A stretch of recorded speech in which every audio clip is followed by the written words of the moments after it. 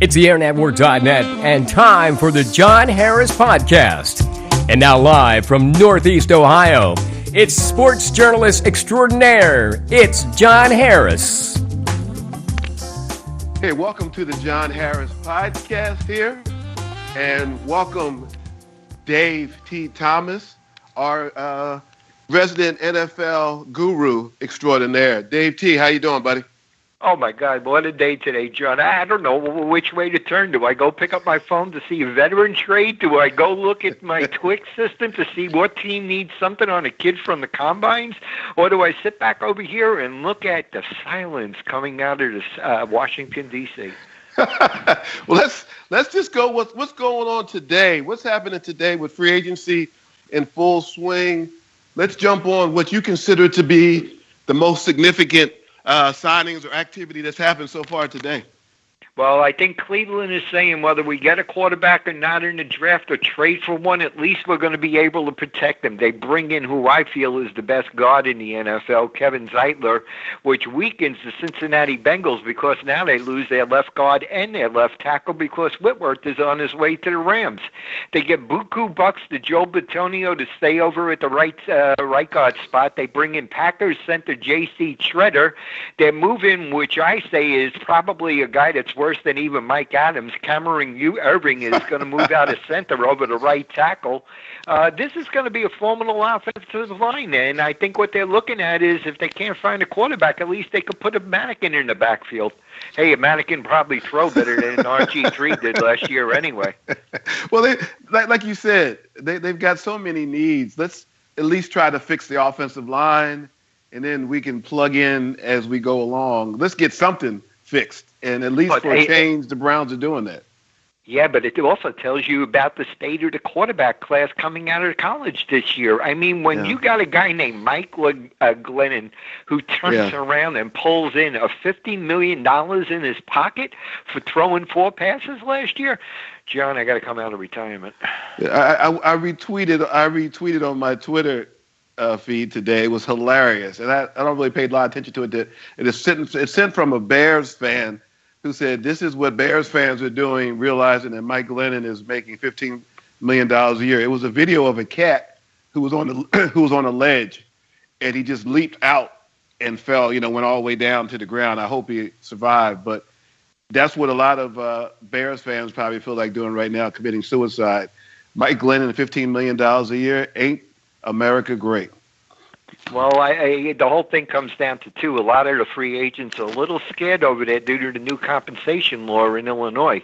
You get hurt, there's no way you're going to be able to collect. So, even the NFLPA is warning free agents to stay away from the Bears. But with that money there, Mike Glennon could go out and get Affleck if he wants. Well, talk about that a little bit. I'm not that familiar with it, and I know maybe a lot of our listeners are, about the Illinois law.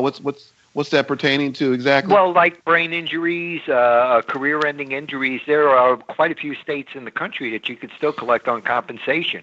But now what they're saying to the athletes is, no go, you're not going to be able to collect in the state. Well, Mike Glennon, I mean, you don't look a gift horse in the mouth, right? $15 million a year? I mean, you got to go for that, both barrels. If anybody even put 7 figures in front of a guy like that, if you look at his history and everything, what's he worth, $2-3 million? Here's the adage in the NFL. Your number 2 quarterback looks great till he ends up becoming your number 1. Well, and of course, with the fall of the dominoes, Mike Glennon coming to Chicago means Jay Cutler leaving Chicago as the Bears released him today. Yeah, but they released him. They cleared him $14 million on the cap, so there goes Mike's first-year salary.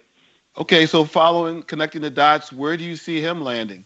Or does he land like that cat that fell off the ledge? How does he land? It's saying the Jets, but like what I said last night, I had confidential talk with the Jets brass. They are trying everything they can with Cincinnati right now to end up and getting A.J. McCarron. They've offered Sheldon Richardson and a number 2 for McCarron. So there we go again, a number 2 that looks good as a number 1. If that falls through, I see Denver more than likely being a home for them, especially if Tony Romo ends up there. Houston is trying to get Tony Romo, but I sit back and I look at him and I says, this is a guy that's about to collect Social Security. This is a guy that spent more time in a doctor's office than on the football field. Do I really want to bring in a guy like that and hand $14 million? Before I do that, I call the New York Jets and ask them about the Brett Favre incident years ago. Let's go back to the Jet, to what you heard, the Jets, and I don't know if enough is being talked about this. This would be an unbelievable deal if it goes through for both teams. A.J. McCarron going to the Jets, Sheldon Richardson going to the Bengals. That would be a heck of a trade for both teams. Well, the Jets are clearing out their locker room cancer, and they've definitely opened up the Glade air spray in there. I mean, Brandon Marshall gone. Yeah. I just got off doing the Giants thing, and they were saying that the Giants were going after Martellus Bennett. And I said, do you guys remember what was going on up there with him and Brandon Marshall up at Chicago? And then you toss Odell Beckham into that fold? If I'm McAdoo and Eli Manning right now, man, I'm running out to Walgreens, man, and get me a whole bunch of aspirins, because those three guys together would be one major headache. So what do you see? Do you feel like this is going to go through? Do you see a holdup? I think Bennett wants $9 million per, and I can't see the Giants doing that because they're getting close up near the cap as it is. They're starting to cut guys left and right. My feeling is that Bennett may not get out of Oakland if he ends out there today in front of Reggie McKenzie. So that's where he is today in Oakland? Yeah, he's in Oakland, and I think they'll pop on it, and I think Oakland is making a horrible, horrible mistake. They need to bring in a running back over there. They got a classic sleeper in tight end in Clyde Wolford, and talking about tight ends, Pittsburgh, you're close on the cap right now. You got a guy with a couple of dings on his head that didn't play well for you last year, and you got the outlaw that really came through at tight end. I'm going with Jesse James. I'm telling Ladarius, take a walk. We're talking with Dave T. Thomas, NFL draft, NFL free agent guru extraordinaire. Let's go back. Jets. This deal is fascinating to me. I haven't heard a lot about it, which is going to be the case a lot when you're dealing with Dave T. Thomas. Dave T. Thomas knows a lot, breaks a lot of stories. So keep listening to us here on the AirNetwork.net and listen and get these stories. How close do you think? Is this just something that one team wants or both teams want? You see this really happening? This thing has been working. They've been working on this thing since January. They want to get Sheldon Richardson out the door. They feel that getting him out the door will help that defensive line of theirs, because you got to realize, look at the stuff that went on with him and Brandon Marshall last year. Look what went on with Sheldon off the field. There's only so many headaches that you could take. And if you look at that franchise right now, they want a bunch of good guys. The next one I see walking out the door is probably going to be Eric Decker, because he's refusing to take a contract reduction, knowing full well that Bill's sitting up there in New England salivating, waiting for the Jets to cut Decker so he could bring in another reclamation project. We're going to get to New England, but A.J. McCarron's a guy I think that maybe a lot of people haven't really focused on. I remember he started that playoff game a couple years ago for the Bengals against the Steelers. Did pretty well. He's one of those backup quarterbacks that people haven't really heard a lot about or talked a lot about, but I know Cincinnati's been kind of holding him like some poker chips to, keep him there. This kid, I'm not going to say he's a great quarterback, but he's pretty good in a league that desperately needs quarterbacks. So what do you think? Is this a good trade value-wise? You see this trade helping definitely, both teams? Because look what they're going to lose. They're going to lose their nose guard. Pico is about to sign with Washington. You got Dunlap and you got Mike Johnson on the outside. You got Richardson that could play the under tackle position. So you bring them in and you got yourself a formidable defensive line. That way in the draft, they could go ahead and concentrate on finding an offensive guard in the early rounds of the draft. The number 2 that they'll probably end up getting in the pick with the Jets is the 6th pick in the second round. I heard Marvin Lewis, and I even joked with him out in Indianapolis. He was giving an interview, and he was talking to the TV guy, and he's saying, well, if we trade McCarron, we're going to hold out for a number 1 over here on McCarron. And all of a sudden, what just went through my head was that song from Aerosmith, Dream On, Dream On, because there's no way you're going to get a number 1 for McCarron, because everybody realizes while he's a good quarterback, he's nothing more than a clone of Alex Smith. So what you're going to have is a mechanic out there on the football field, not a franchise quarterback. But if you look around this league right now, there's very few franchise quarterbacks, John. Now, you talked last week on the John Harris podcast here on the Air Network with Dave T. Thomas. You last week you talked about the Jimmy Garoppolo 49ers. Is that still alive? Has that died? Has that gone away? It's more alive than the Kirk Cousins thing, because Kirk Cousins did anything but bring Henny Youngman into his meeting with Dan Snyder the other day, begging to be traded, and Dan told him point blank, it's not going to happen.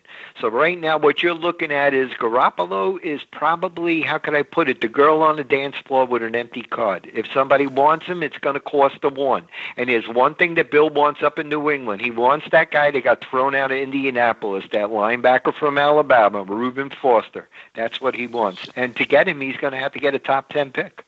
Now, the 49ers just signed Brian Hoyer, allegedly with him having part of the deal contingent on him having a chance to be the starter. I guess that would be the fallback if they don't get Garoppolo, go with Brian Hoyer next year? No, if they end up with just Hoyer, they're going to pull a quarterback in the draft. But if they end up with Garoppolo, you look at what's going on early in this stage of the veteran free agency. San Francisco's working on the fringes, but they have so much that they need over there. They're bringing in a lot of blue-collar guys. I mean, they get Logan Paulson just signed his contract out there. The deals that they're making, they brought in Goodwin. They brought in Pierre Garçon. So whoever's going to be catching the ball's got some quality receivers there. I'm just surprised that they cut Torrey Smith. I would have waited till I had my quarterback in place before I decided to cut him. Philadelphia jumped right all over him. So connecting the dots here again, you've got, when we talked about Kirk Cousins, well, he loses Pierre Garçon. Deshaun Jackson's going to Tampa Bay. So he's losing his weapons. I mean, his value. I mean, he's going to get paid this year. I mean, he's going to get paid this year, but look at how it's going to, how can I put it, just throw a monkey wrench into the Washington Redskins. Yes, I mean, they're signing these guys right now, but in order to sign these guys, they're going to have to go ahead and cut people. And, you're sitting there with his money that he's going to get, what's it, close to $24 million? Yeah. And out of the $24 million, you figure they went into this thing with $27.5 in cap space. So if they're going to give him $24 million, once he signs that deal with $24 million, they're left with $3.5 million. So what's happening with the Redskins deal? I mean, a mess with the front office. Scott McClanahan. What's going on with him? He's supposed to be out. It looks like Bruce Allen is basically running things there. I mean, it looked like for a while the Redskins maybe had sorted things out. They had finally settled out their quarterback situation. Now it looks like it's back to the same old Washington NFL football team. Well, it's like everybody that got, let's jump on the Trump bandwagon over here. And now all of a sudden they're acting like Leonard from Big Bang Theory every time Trump opens up his mouth. What? And that's the same thing going on up in Washington. I mean, you got his Cousins begging to get out of town. Why? Because his two top receivers just bolted on him. You got a general manager that's basically playing Marcel Mousseau over there. You got Dan Snyder that thinks he's the second coming of Napoleon Bonaparte. It's like we have 31 professional football teams out there, and then we put Washington in order to balance out the schedule. You mentioned New England earlier.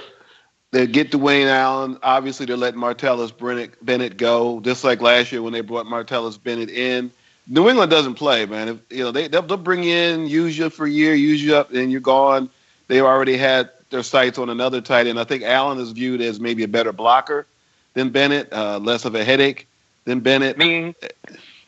What it is, John, it's a simple case of this. Me and you, we go out, we buy underwear, we buy our socks, we throw it in the washing machine after we use it once. Bill, he goes out, he buys his underwear and his socks, he throws it away after one wash, and he goes out to Walmart and buys another pair. I mean, if you look at his thing, everything is just interchangeable. I mean, right now he's doing everything he can. I spent 3 hours on the phone with them, and Connor Barwin has only been cut for 3 hours and 20 minutes. I've already got 6 offers for Connor Barwin right sitting on my lap right now because he's represented by my agent. This is the way that Bill works. Bill is the type of guy, how could I put it to you this way? He's the Nostradamus of pro football. Well, speaking of your agent, Scott Smith, right? You guys, he represented for a long time. I left him. We left him a long time ago, and then thankfully my agent ended up with Colin, but he dumped Colin. And here's the thing that's going on with Colin. And I'm telling you point blank, this new agent is a freaking idiot. And I'll stick by those words. And let me tell you why. Because that new agent, a supposed Kaepernick. new agent. We're talking about Colin Kaepernick here, Yep. folks. Yeah. That agent Nally was the one that really screwed up that renegotiated deal that he did. Now he's handling him as an agent. So what's he come out and do after making a statement, a political statement and everything? Now he's saying is, you know what? Screw the political statement that I made over there. I'll stand up if you give me a paycheck. That's what this is all coming down to. You know, if he would have stood to the format that he followed, I would have respected him a whole lot more, even though I didn't agree with it. But now to come out and say this thing, well, you know, next year I'll stand for the national anthem. Well, thank you, Joe. What happened to the last 16 games? And so now people are kind of mixed on or torn on it because he had gotten his pocket of support for the stand that he took. Now people are looking at him like, well, okay, now you got to get another paycheck. And I think NFL teams are also looking at this skeptically because they're saying, okay, this doesn't really seem to be that genuine. He's doing this now so he can get paid, get another contract. So I don't know how excited teams are. You tell me what you're hearing about him. Where do you see the most likely destination? I've heard a lot of different teams. What have you heard, and what do you think would be the best fit for him? Well, with Glennon now up at Chicago, that blows it for him over there. Woody Johnson has already put down marching orders. Hey, I'm heading over to become an ambassador over at Europe, but I'll get on that plane and come right back and fire all your butts if you end up signing him. Two of the biggest talks at the combines.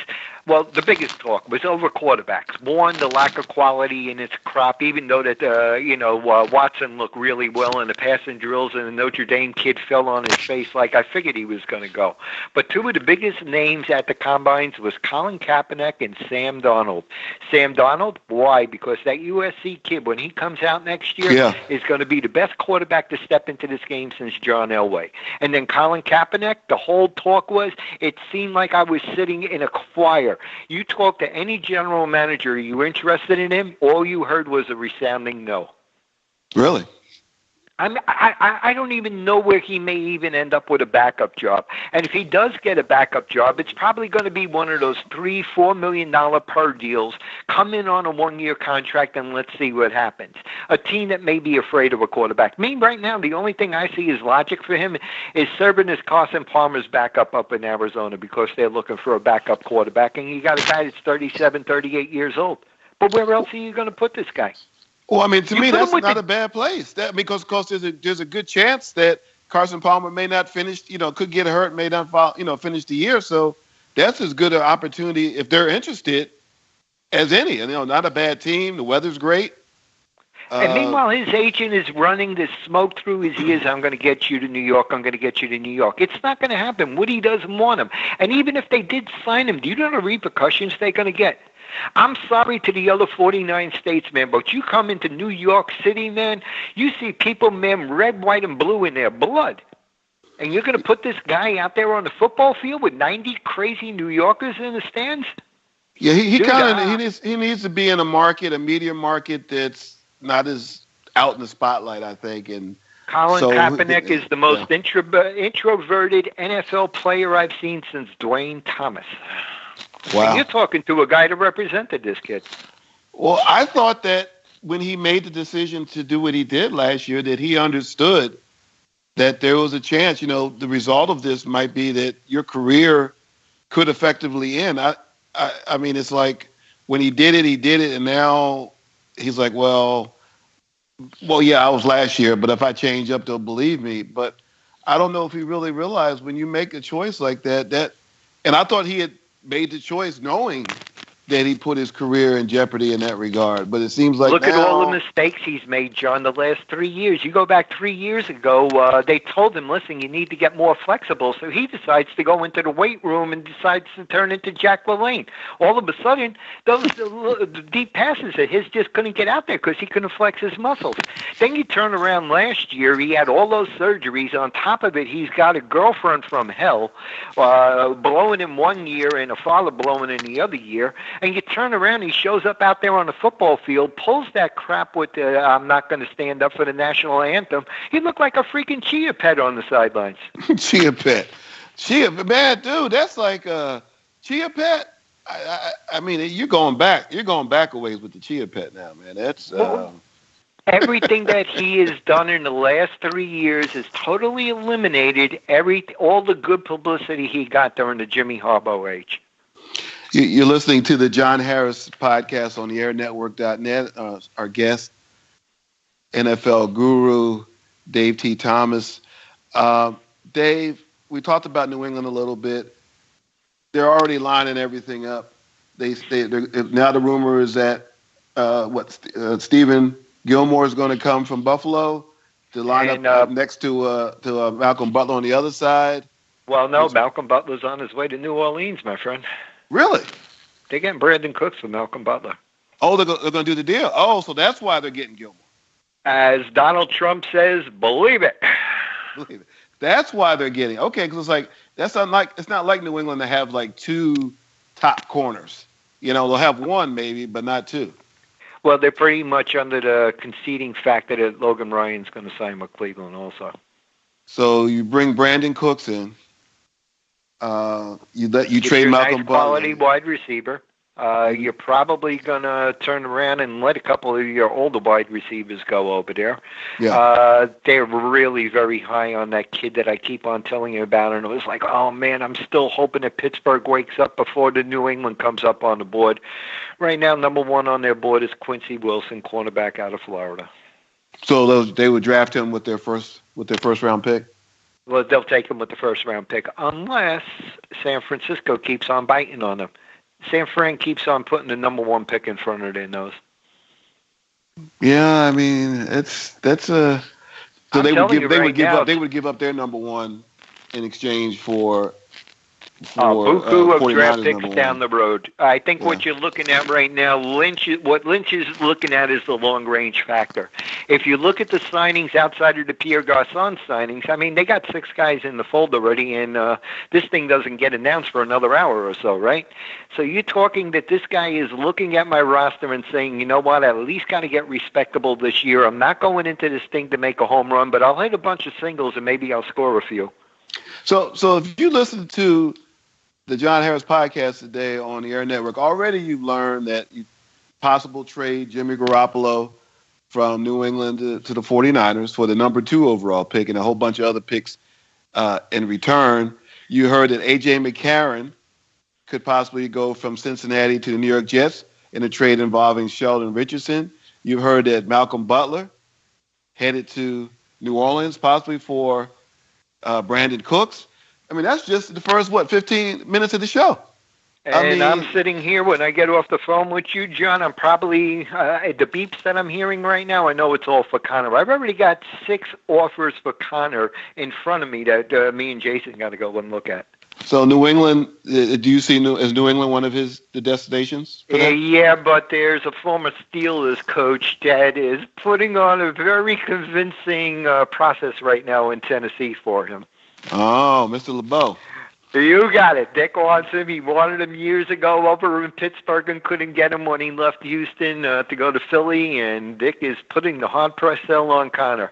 I say it's going to come down to 3. New England is my favorite. Connor loves Dick LeBeau, but Pete Carroll from Seattle wants to fly him out, and they got a lot of bucks they want to offer, but I think it's going to come down to either Tennessee or New England. Okay, let's go to the Steelers. We always got to go to the Steelers. You know, I mentioned to you about the rumor to talk about allegedly there was a media report last couple of days, Terrell Pryor possibly to the Steelers. A lot of people looking at the fact that he's from Western PA. You said the asking price $13 million a year. There's no way in the world the Steelers are going to pay $13 million for a wide receiver when they just made Antonio Brown the highest paid receiver in the NFL. John, unless I'm wrong over here, they got $9,424,000 left under the cap. Now, unless they come up to Mike Mitchell at 8.1 and try to do something over there to get him to reduce, because even if they cut him, that's a $3.5 million dead pool. Or what I keep on saying is just get rid of Ladarius Green. He's making 6.2, but it's going to come with a 3.6 dead pool hit. But they really don't have much money right now. So what they got to do out there is look for a guy looking for an opportunity and hope. My gut feeling is point blank the way that they were following him around up in Indianapolis, that big boy out of Northern Illinois is going to be wearing a Pittsburgh Steelers uniform in round 4 this year. Yeah, talk about him a little bit because you mentioned him on last week's show. Let's talk about him a little bit. Kid is phenomenal. This kid only had one scholarship offer, and it was to North Dakota. He went out there, just blazed the trails, 200 receptions the first 2 years. Transfers to Northern Illinois to be close to home. He's a Chicago kid. He's got 173 receptions in 2 years up in Northern Illinois. Big physical guy. Ran 4.5 at the combines, checked in at 213 pounds, but look at the other agility test that he did. He's a proven talent, but not only that, he's a special teams demon. He had 16 tackles on special teams this year. Now his name again is the Northern Illinois wide receiver? Kenny Galladay, 6'4", 220-pound wide receiver. Steeler fans, you heard it here first, as usual. Kenny Galladay from Northern Illinois, possible destination. The other sleeper we Pittsburgh. talked about too, John. Look at the other sleeper that we talked about, and he ended up at the second best time at the combines, Jalen Myers. The Minnesota cornerback. I cannot see them going into this season with Ross Cockrell being the starting quarterback. I think that what they need, especially if you look around at their division rivals right now, they need to have quality speed in that backfield. Okay, yeah, Jalen does play sometimes like his hair is on fire, but when you got that coverage speed, and they just did a report, and it's out all over the internet right now, in the last 2 years in the NCAA, he has the lowest completion percentage of any defensive back in college football. In the last 2 years, 18% of the passes have been completed against this guy. And they challenged him. There were 82 targets to his area this year, John. Wow. So where do you see Terrell Pryor ending up at $13 million a year? And is he that good? Are we on the Jimmy Fallon show? Because I just got a pretty good laugh out of that one. $13 million. When they ask for this money and then they come back, it's sort of like watching American Pickers. I want $13 million. Well, we'll give you $5 million. Well, how's about $8 million? Well, we'll give you $5.25 million. I don't see anybody really putting a contract on him where he's going to walk away with more than $6 million on the first year salary of this. I still got buyer beware on that guy, man, because I know his track record up at Ohio State and the stuff that he did off the field.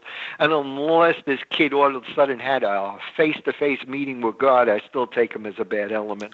He just seems like the class. I mean, many years ago, I covered the Orlando Magic when they were an expansion team, and their leading scorer for the first 2 years was Terry Catledge, who was a journeyman NBA player. But the logic I applied there was somebody had to lead the Orlando Magic in scoring. Somebody had to lead the Browns in receiving last year, step up Terrell Pryor. Does that make him an elite $13 million a year receiver? No. And I don't know, maybe Cleveland understands that and is not going to jump out and just give him this huge contract that he wants. You got to look at the teams out there that are looking for receivers, and then you got to look at the draft class. If I'm going to lay big bucks out there, I'm going to do it on the first round wide receiver. I'm not going to do it because I look at Pryor. Pryor, to me, is still a neophyte at the position. This was only his second year of doing it, and only 1 year doing it full time. The quarterback situation, there was a lot of talk that Cleveland was going to get the Buffalo quarterback. He ended up re-signing, restructuring his contract. So that's out the door now, Tyrod Taylor. So will they go back to the draft now for their quarterback? Yeah. Yep, number 12, Clemson. Oh, they're gonna go for Deshaun Watson if he's still there. If they don't burn the city of Cleveland down. Well, everybody in Cleveland wants the kid from North Carolina who's from the Cleveland area. Oh my God! Yeah, well, let's go ahead and take Trubisky over here with 13 games as a starter out there, and what you would have is a white version of RG3. I hate that kid. Oh my God! No, hate's a strong word, Dave. No, really, man. You know what? I'm the type of guy either love or hate your quarterback. And the thing is, at quarterback, people seem to put blinders on and also, oh, wow, this is a great quarterback. I got to go back and look at one thing. They had Marcus Williams out there quarterback in the last 3 years before he took over. If he was such a great quarterback, why do you got a guy right now selling apples outside the stadium telling me he was the starting quarterback and he couldn't beat him out? But why are you? This is NFL. Why are you going to go draft back and look at the Rams, guy? Man? Look at the ways that the Rams did on Goff, and they says, "Oh, we're still committed to Goff." After 1 year, if I got my general manager telling me we're still committed to Goff after 1 year, maybe 3-4 years down the road, that may be something to say when the guy is screwing up. I look at these quarterbacks that are coming out from college, and everybody said not one of them is worth a first-round draft pick. Me, I say if anybody's going to be a boom or bust, it's going to be Watson. Me, I say that the best quarterback in this draft is down at Texas Tech. And I take that gunslinger over any quarterback out there because Pat Mahomes really knows how to move that ball. What do you like? I mean, to talk about, I've heard about him. He may be the sleeper guy. What do you like best about him? Because he plays in that, quarterback-friendly offense where they just sling the ball all over the field. Tobacco chewing down home boy. He gets out there on the football field, and you wonder, is he's Brett Favre's illegitimate son? He's got such moxie out there on that football field. The way he moves the team, he's got probably the most fluid passing style that I've seen in the last 5 years. This is a guy that if I come up in round one and I need a quarterback, I'm taking. I don't care if it's the second pick in the draft. I don't care if it's the sixth pick in the draft. I don't care if it's the 12th one. If you want me to take a quarterback that I'm going to win with, it's going to be him. I might win with Watson. I might win big with Watson, but I'm also worried that Watson's going to end up in an infirmary before he takes me to the Super Bowl. And you told me last week, you said none of the quarterbacks that you've graded have first round grades, which is scary as well. It comes down to the thing that when you look at the development of the quarterbacks in the NFL, you look at what comes into the NFL, and especially these first rounders, everybody's disappointed. The name I wanted to throw out at you, being here in Northeast Ohio, Youngstown State defensive end, Derek Rivers, I guess he had a couple sacks at the Senior Bowl. He ran a 4.61, 6'4", 248, 30 reps on the bench press. What are your thoughts on him? Charles Haley. The way this kid plays the game brings back memories of Charles Haley. Hopefully he's not a psycho in the locker room like Charles was. But I like him. I like Terrell Basham up at Ohio University. My favorite rusher, though, is the kid out of Kansas State. You talk about a guy that will step out there on the football field and just simply dominate, and that's Jordan Willis. That's the guy I would love to see Pittsburgh solve their rush-end issues by bringing this guy in. Well, I mean, you look at they doing their job. Excuse me? He'll be there when they come. Will all three of those kids be there when the Steelers draft in the first round, or? The other two I don't think are first rounders. Willis definitely is a first rounder. Willis is? Okay. Yeah. Yeah, the others you could steal in round 2, round 3, and you're going to end up with just as much quality as somebody that's going to go out there and take a Myles Garrett. No knock on a Myles Garrett, but I see him out there. He'll kick butt for 4 or 5 plays and then just all of a sudden disappear on me. They talk about his 8.5 sacks, John, but I go back and I allude. He had 4.5 sacks this year against Texas San Antonio. You go back and look at the film of him up against Cam Robinson in the Alabama game. He was shut out. We weren't playing a baseball game. I don't want my rush end man to be shut out by anybody.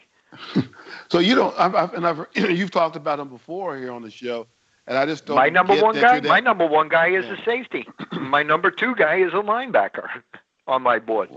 Wow. What about the Michigan kid? How much do you like him? The guy who could play safety. Now, there's another guy that I'd like to see in a Steeler uniform. Why? Because to me, without the shampoo commercial, he's another Troy Polamalu if you make him a safety. So there's going to be some choices for the Steelers with their first-round pick. They're going to have some options. You know why? Because you're going to get the stupid teams, the desperate teams that need the quarterbacks that are all going to suddenly jump up on the board. I see Kaiser, I see Watson, Trubisky, probably even Mahomes all going in round 1.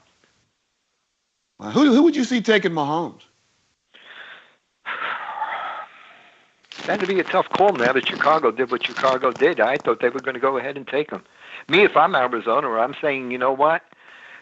Forget about Collins. Forget about any veteran out there. Let me bring this kid in because I may only have 1 year left of Palmer.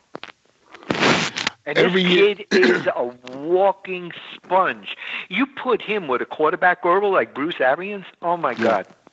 Really? And that might be a destination with a Carson Palmer out there who you don't know how much longer he's going to play. It's about time for them to get another quarterback to bring in and get him ready. Well, I'll find out about that tomorrow, John, so I'll be able to bring you news next week on that because I have a big meeting with the Cardinals tomorrow. See, folks, this guy, other people on other networks, they tell you what their NFL sources tell them, allegedly.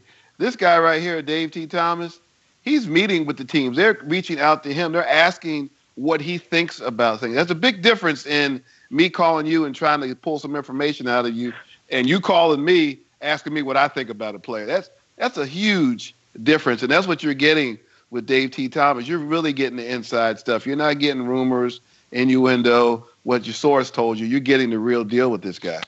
You know what I like with several of the teams that I go into, John? They actually have two draft boards. They'll have one draft board in one room and then another draft board, because they'll tell me to walk in there and look at their draft board.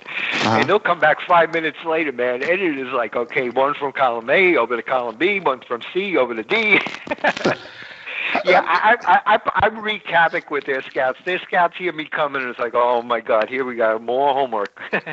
Well, the thing I like about you, Dave, is that you humanize the draft. We see these general managers and all these gurus, and we're made to think that these guys are just, they have all the answers.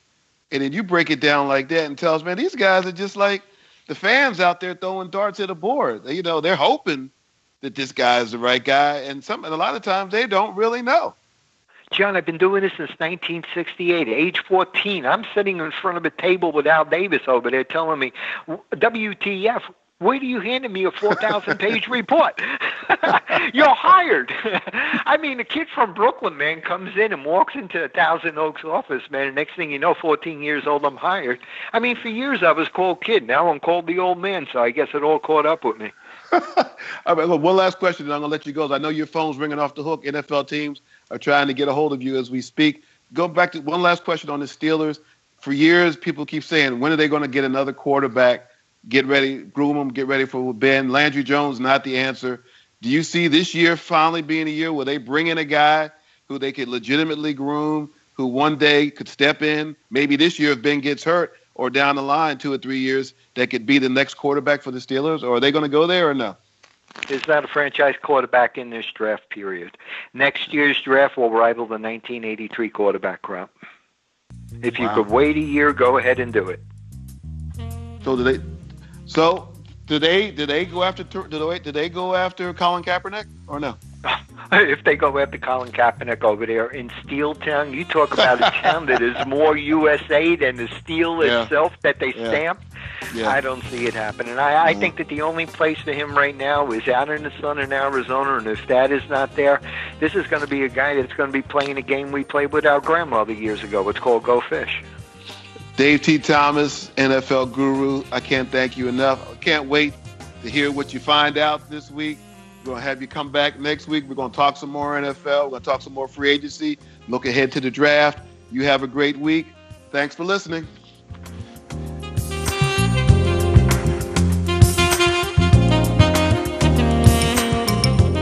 Join John Harris again next week for another edition of the John Harris Podcast here on the AirNetwork.net.